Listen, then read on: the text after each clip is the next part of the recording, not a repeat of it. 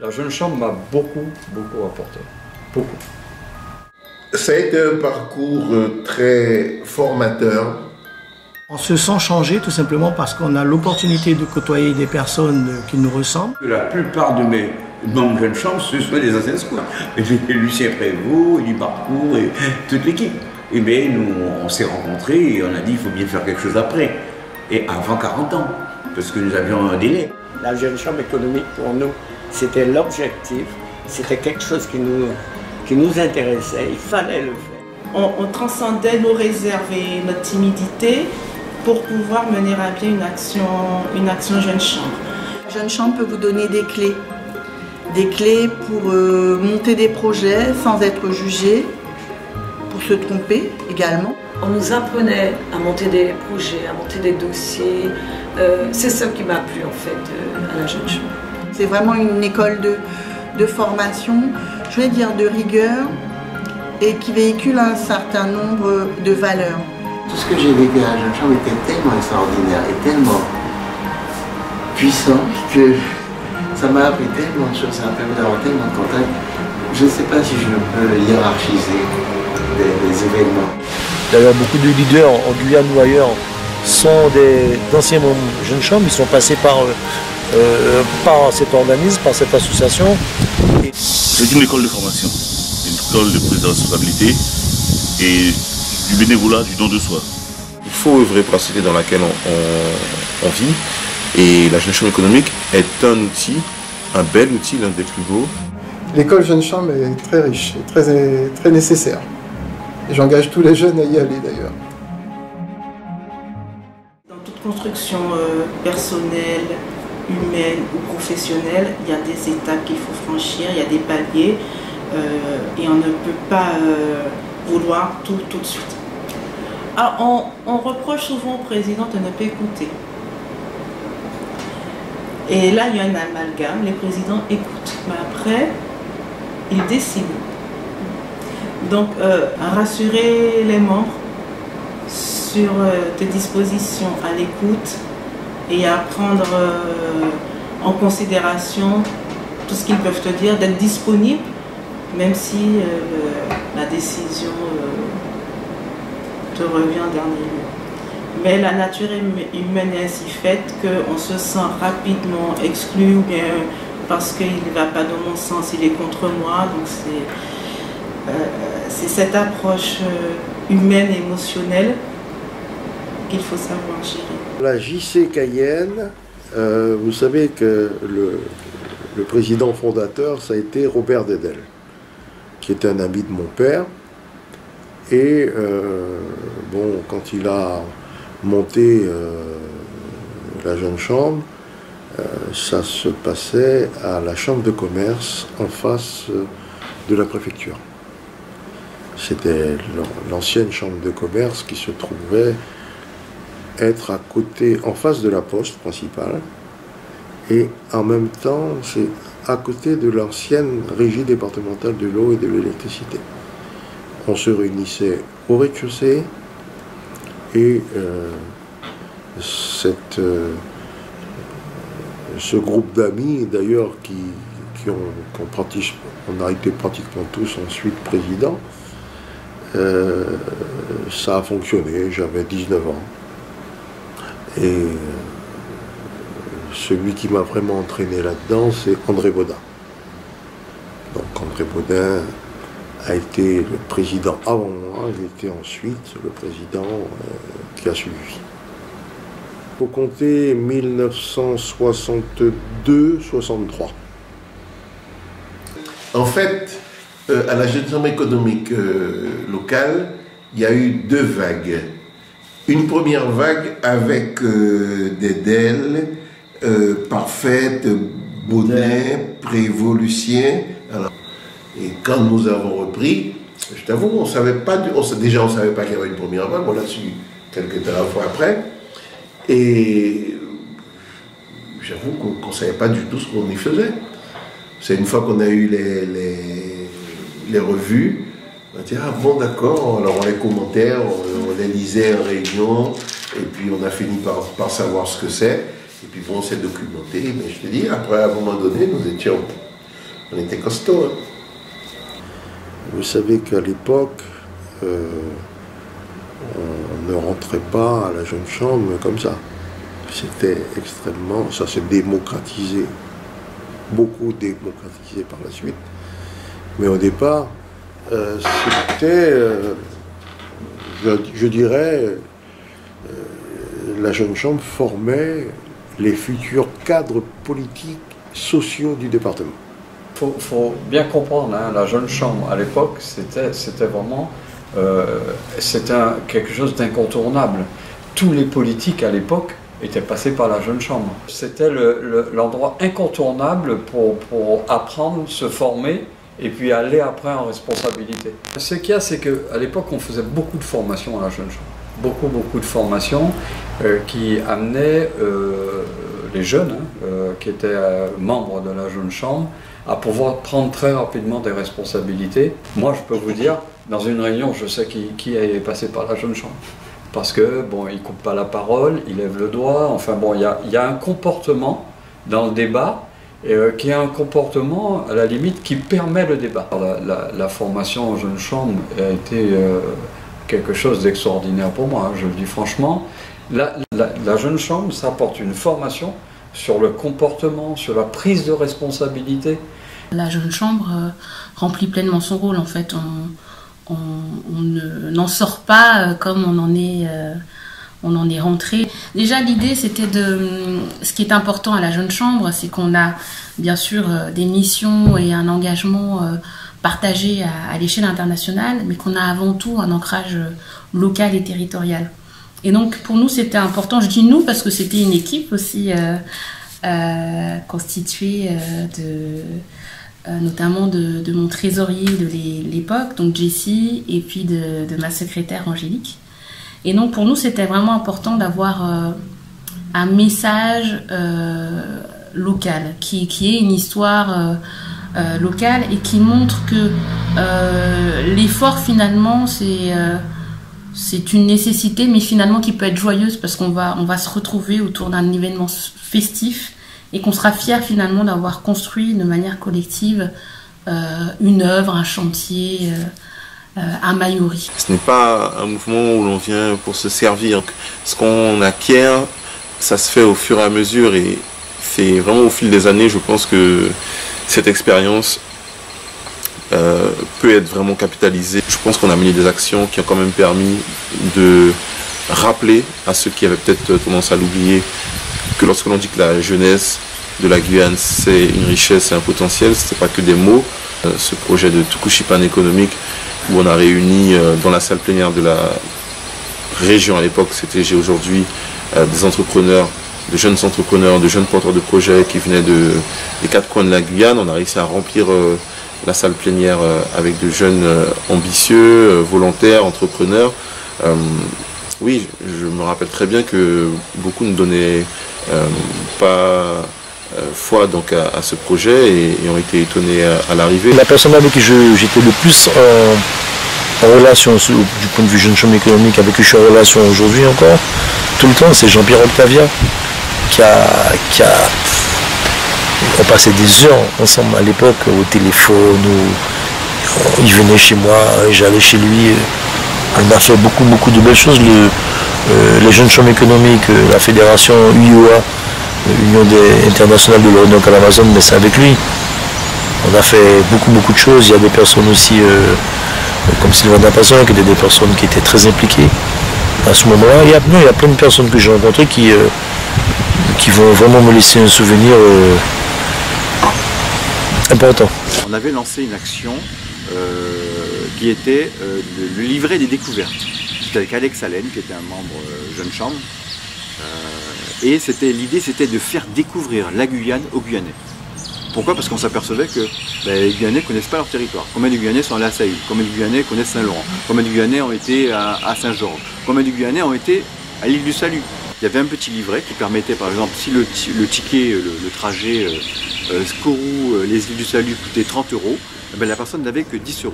Et c'était destiné aux jeunes. Donc on a envoyé des centaines de jeunes aux îles du Salut. Et c'était la première fois, des jeunes de quartiers défavorisés, et c'était la première fois qu'ils ont pu découvrir le bagne. Aujourd'hui n'existe plus la Chambre des métiers de Cayenne. Mais la Chambre des métiers de Cayenne, c'était une action concrète de l'apport de la jeune chambre économique de Cayenne. La Chambre des métiers, vous savez que nous avons été les premiers à dire au préfet de l'époque, la Chambre des métiers ne peut pas rester dans le néant. Et c'est M. Richard Wassim que nous avons nommé président. C'est nous qui avons mis Richard Wassim président. Et M. Noviello était à côté. Parce qu'il n'y avait pas de chambre de métier. Ils s'étaient séparés. Il y avait une équipe par là, une équipe par là. Ils ont coopéré ensemble. Nous avons créé une commission mixte municipalité jeune chambre, même si on n'était pas élu municipal. Et on siégeait en face des conseillers municipaux à Cayenne.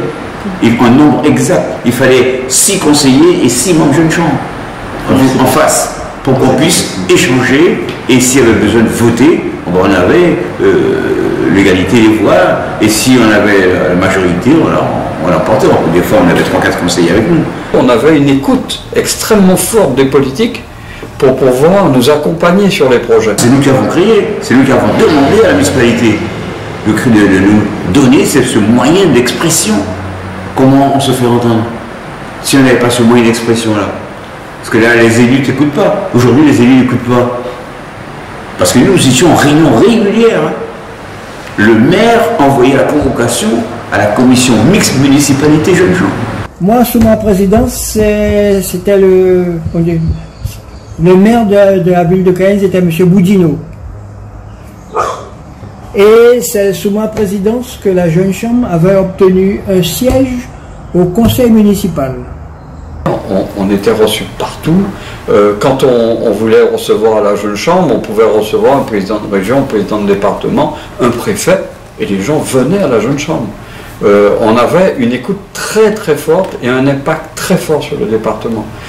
Mais la Jeune Chambre économique de Cayenne, en tout cas plus proche de ma prise de responsabilité, nous avons mis en place de mémoire la première télémédecine de Guyane. Il faut savoir, et ça je suis en train de me souvenir que c'était l'œuvre de Yvan Chaplin, à qui je rends hommage, parce que ça a été un membre éminent de la Jeune Chambre économique de Cayenne. Je m'étais impliqué un peu plus dans une commission qu'on appelle la télémédecine, commission télémédecine. Donc il s'agissait simplement de mettre en place une station de télémédecine en Guyane. Ça a été la première du nom, au sein de l'hôpital André Rosemont.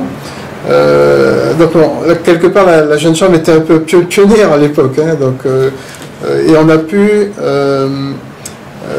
trouver le financement. Alors je me souviens bien, c'était la fondation DF Énergie qui nous avait financé, et il y avait d'autres partenaires, mais ça nous avait permis d'inaugurer justement, au premier jour de ma prise de fonction de président, en 1994, d'inaugurer cette station. J'ai beaucoup apprécié les commissions qu'il y avait, la prise de parole en public, la commission voies et moyens, puisque ça nous apprenait à nous débrouiller pour pouvoir réaliser, concrétiser des actions. Et donc, me voilà partie pour... il me semble que c'était 18 mois à l'époque. Je ne sais plus si c'est 1 an ou 18 mois. En tout cas, j'ai fait ce qu'il fallait. Et bon, j'ai vécu une année vraiment formidable. Je me suis éclatée. On a mis en place des actions comme l'opération Caïman Vert, puisqu'on était déjà sensibilisés à cette époque sur l'environnement, puisque nous, ça nous énervait de voir des bouteilles sur le bord de la route. On se disait, mais pourquoi les gens ne mettent pas un sachet poubelle dans leur voiture? Puis finalement, on a dit, ben, pourquoi pas? Et donc, nous sommes mis à la recherche de sponsors pour pouvoir fabriquer le petit sachet avec le petit truc autocollant sur la boîte à gants. Et voilà, et nous voilà, on s'est embarqué dans cette opération, dans les stations-service, on offrait un petit sachet. Et ça avait pris vraiment de l'ampleur, les gens étaient contents. On a mis en place le premier speed recrutement, qui a eu lieu en Guyane. Aujourd'hui, les dénominations sont différentes.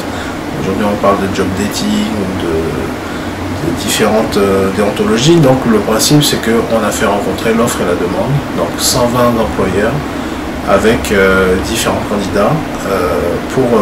En 7 minutes, ils ont pu rencontrer des employeurs et définir s'ils étaient les candidats idéaux.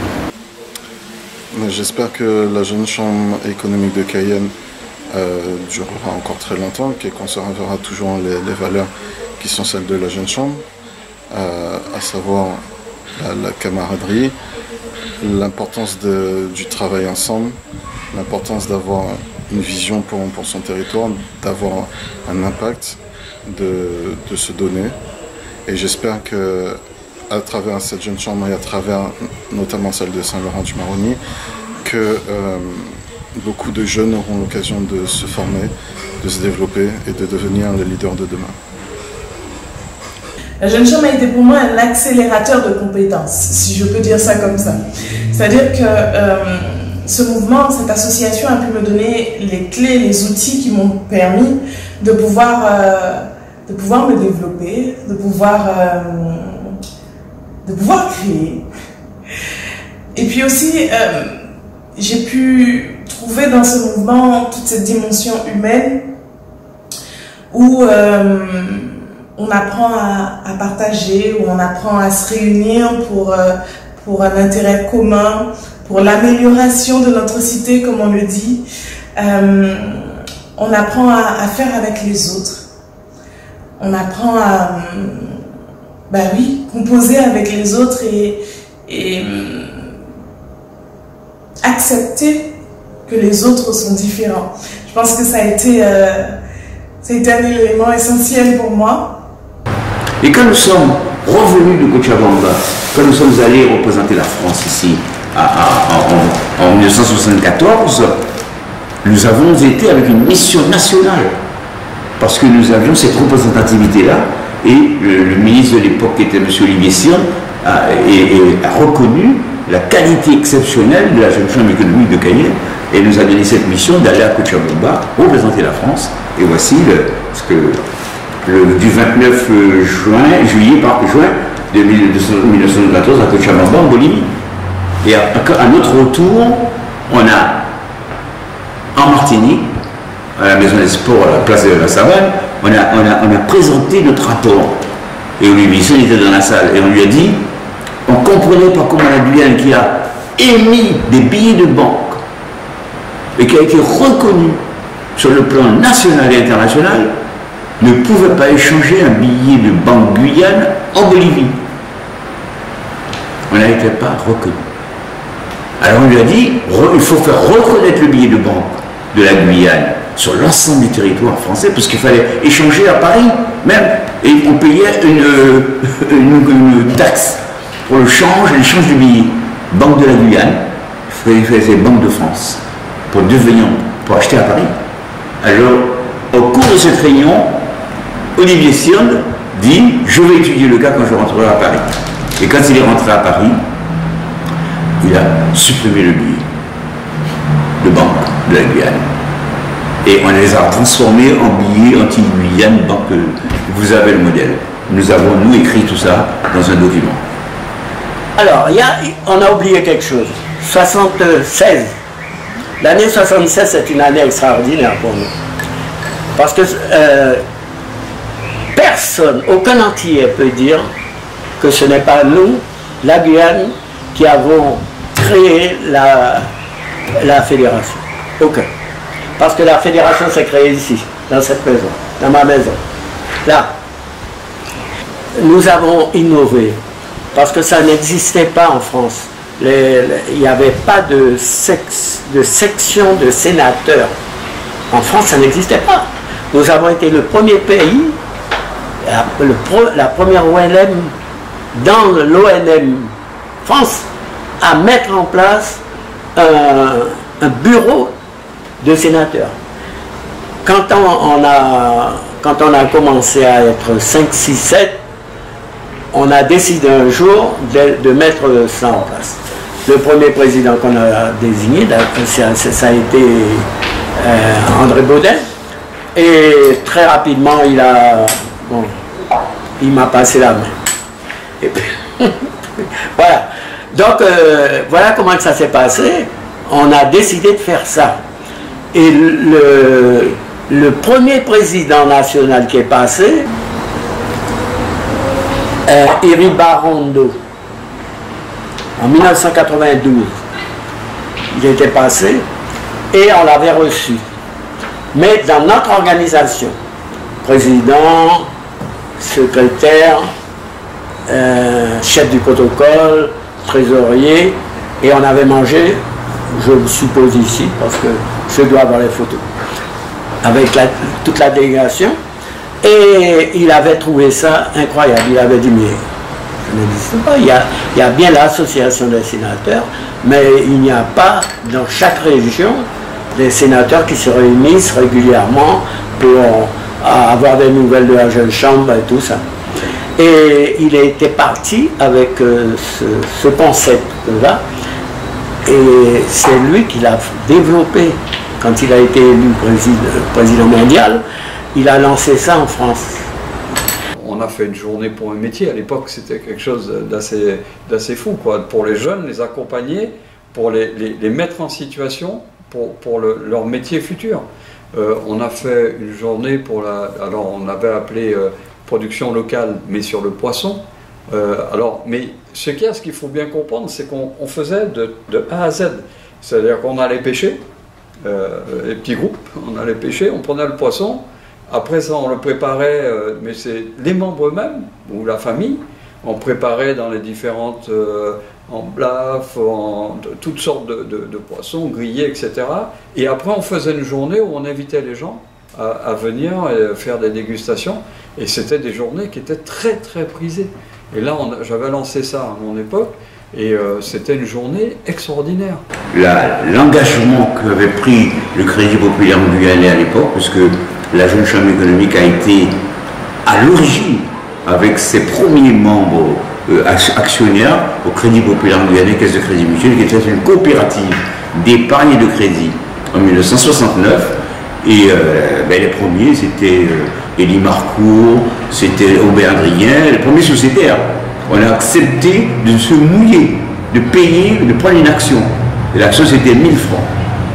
Et nous avons engagé notre responsabilité familiale, en plus, dans cet objectif-là, qui fait que nous avons un soutien dans ce document du Crédit populaire guyanais, Caisse de crédit mutuel, aujourd'hui devenu une banque.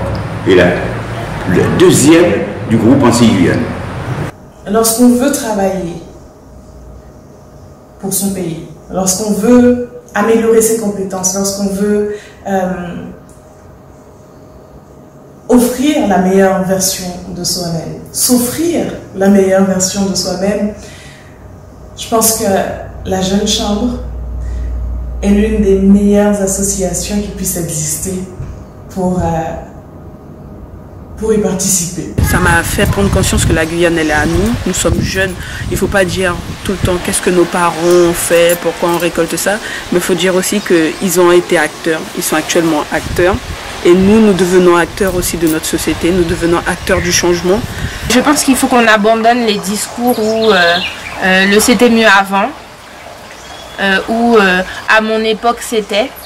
Je pense que chaque personne a apporté sa graine, et je pense que c'est ça qu'on doit retenir. Je parle encore de bienveillance, et je pense que c'est le plus important. C'est une nouvelle génération qui est en place, mais la nouvelle génération doit aussi peut-être ne pas oublier que l'ancienne génération, alors c'est pas facile à dire bien sûr, mais n'a peut-être pas fait que des bêtises. Voilà. Le fait de prendre des décisions qui risquent de ne pas faire plaisir aux autres. C'est ça la présidence. Et les autres qui sont derrière vous, vous regardent. Si vous n'êtes pas capable de pouvoir imposer une rigueur dans la gestion de la structure, vous n'êtes pas un président. Ou vous ne le serez jamais. Lorsque nous, à notre tour, nous avons pris la direction de la Jeune Chambre, nous n'avions pas de conseillers, nous n'avions pas d'aînés à qui demander des conseils. Nous avons tout fait d'instinct. Suis ton instinct et persévère dans tes idées. Tu arriveras. Il y a un truc dont on parle souvent qui m'est arrivé, c'est que j'étais sous traitement antibiotique et à une soirée, j'ai bu de l'alcool et je me suis sentie mal.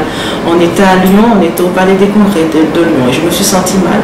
Alors quand on dit de ne pas boire d'alcool quand on prend des antibiotiques, c'est vrai. Nous nous sommes retrouvés, de mémoire c'était à Lyon, et puis on s'est rendu compte au bout d'un moment de la manifestation qu'il nous manquait un élément ô combien important de notre délégation, à savoir Valérie Robinel.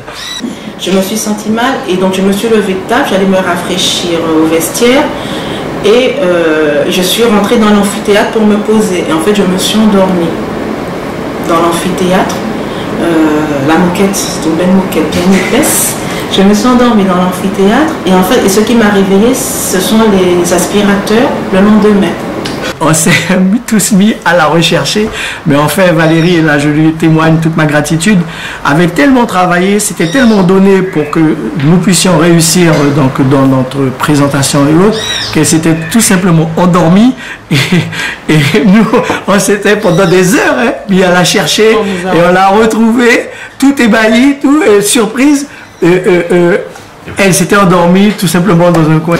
Donc je me réveille, il est 7h du matin, 7h30 du matin, je vois des femmes de ménage d'intérieur amphithéâtre, donc je reprends mes idées. À l'époque, le portable venait d'arriver. Je dis, moi, mais qu'est-ce que je vais faire? Je sors donc forcément, il n'y a plus personne. Il y avait une cabine téléphonique, je ne sais pas par quel miracle, je me suis souvenu du numéro de portable, du portable que l'on avait pris pour notre déplacement. Donc j'ai appelé ce numéro-là de la cabine téléphonique et je suis tombée donc sur mes camarades jeunes chambres qui eux avaient passé la nuit à faire les hôpitaux et les commissariats de police pour me chercher.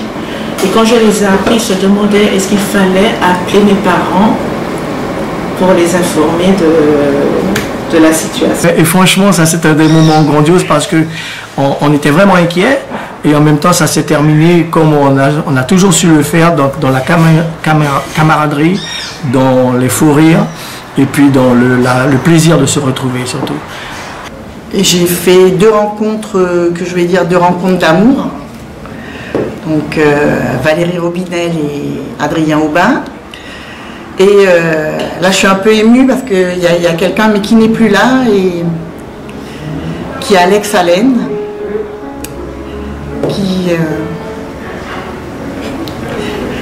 est un membre formidable, qui nous a quittés il y a une quinzaine d'années, et qui véhiculait les vraies valeurs jeunes chambres, d'amitié, de tolérance et d'ouverture aux autres. Donc voilà.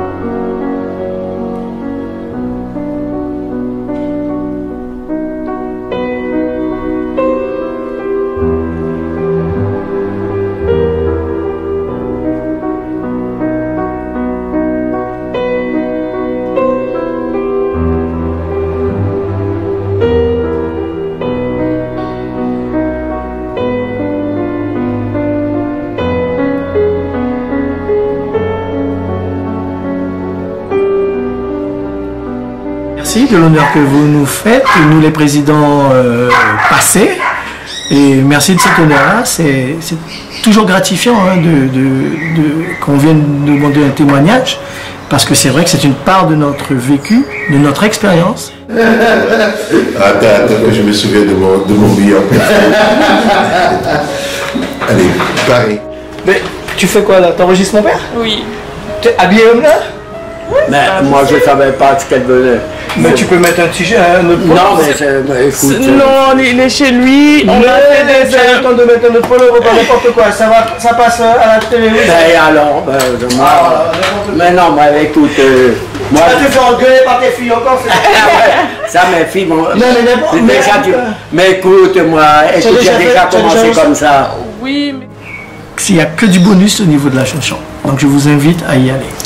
Même si vous restez un tout petit groupe, soyez unis. C'est une force. On est un chef on doit être responsable. On n'est peut-être pas forcément le meilleur, mais on doit essayer quelque part de s'améliorer. Être chef, c'est pas seulement diriger, c'est tenir compte de beaucoup de choses et c'est savoir prendre en compte des choses qu'on n'aurait pas prises en compte autrement, c'est-à-dire la vie des autres. De ne pas seulement donner son avis, mais prendre compte de l'avis des autres. Et surtout, de savoir écouter.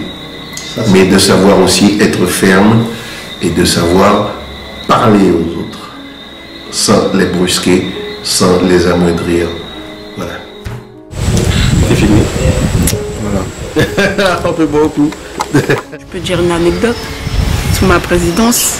Et grâce à toi, Eric, aussi, que je remercie, en 3 jours, j'ai fait le tour de la Martinique. Donc voilà, c'est tout ce que j'avais à dire. Inscrivez-vous à la jeune chambre. C'est pas possible qu'il y ait aussi peu d'inscrits. Beaucoup de pasteurs présidents et de sénateurs ont répondu présent et ont donné de leur temps et de leur énergie pour pouvoir concrétiser ce projet. Je tiens à adresser un mot particulier à Eric Oman, qui a fait de nombreux déplacements pour pouvoir réaliser ce film, qui a mis de l'attention, du temps. Parce que je reste convaincue que Eric est l'un des plus grands amoureux de la jeune chambre.